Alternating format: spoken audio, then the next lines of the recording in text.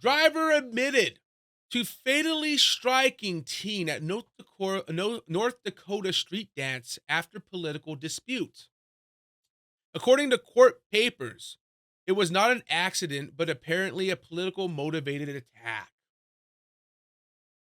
The fatal vehicle pedestrian incident happened early Sunday morning, September 18th in McHenry, North Dakota, about 120 miles north of Fargo and 54 miles north of Jamestown.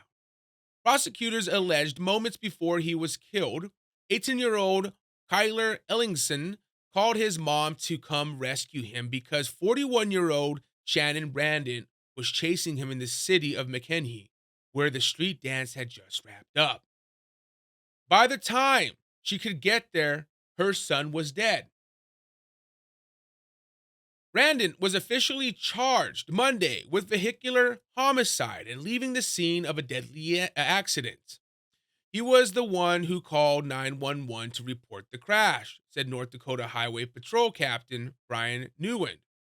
Court papers show Brandon called 911 around 2:30 a.m. Sunday and told 911 dispatcher that he had just hit Ellingson, claiming that the teen was part of a Republican extremist group and was calling people to come get Brandon after a political argument. And so this guy,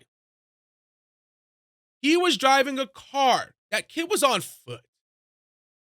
If he felt threatened by that kid, why didn't he just drive away?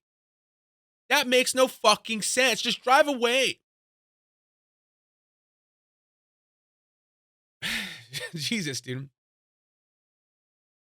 Ellingson's mom told police her son called her just before the crash, asking if she knew Brandon, which she does.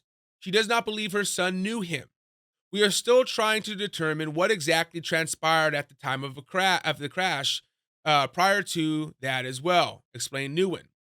Police say Brandon was drunk when he hit and killed Ellingson with the SUV in an alleyway. Jesus, dude. We do not know of any witnesses. We are still making attempts to interview potential witnesses from the street dance, people that were present prior to the crash happening, Ewan said. A judge ordered Brandon held on $50,000, which he objected, saying he is not a flight risk. I have a job, a life, and a house and things I don't want to see go by the wayside. Family that are very important to me, Brandon told the judge. Can you believe that shit? He admitted to running that kid. There is evidence to show that he killed that kid. And he thinks he should be out in the world to continue his life while he goes through this court hearing. What about that kid's life? What about his life? He doesn't have a life anymore.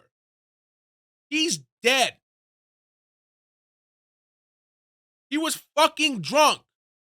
He committed vehicular homicide because he thought the kid was part of a Republican extremist group. That man should be rotting in jail till he gets sentenced. Now, and if Bill Burr wants to pompously tell people that they are idiots for thinking America is divided because people aren't fighting in the streets, it doesn't exist. Yeah, tell me about my country. He can go fuck himself. What would you call that? A man killed a kid because he thought the kid was part of a Republican extremist group. When the kid was calling his mom for help, the drunk cultist thought he was calling others from his group to come attack him. So he ran the kid over. The fuck's that? That's a political killing. Now, and the worst part about this story is how infected our judicial system is with the liberal agenda. They let him post bond, even though he admitted to killing the kid. The reason you get granted bond is because you are innocent until proven guilty. And you should not be behind bars until you are proven guilty of your crime. He admitted to it. There's evidence to show that he ran that kid over. Now, Kyle Rittenhouse was not able to post bond for 2 months because there was video evidence showing that he committed the crimes he was being charged of. This man admits to running over that teen and is allowed to post bond days later. Get the fuck out of here. No, and if this was the other way around and the kid was a Democrat and was killed by a man who thought he was part of Antifa, CNN, MSNBC, the New York Times, and the Washington Post would be covering this nonstop. And that man would be sitting in jail, and President Biden would have flown to North Dakota and gave a speech about Republican extremists.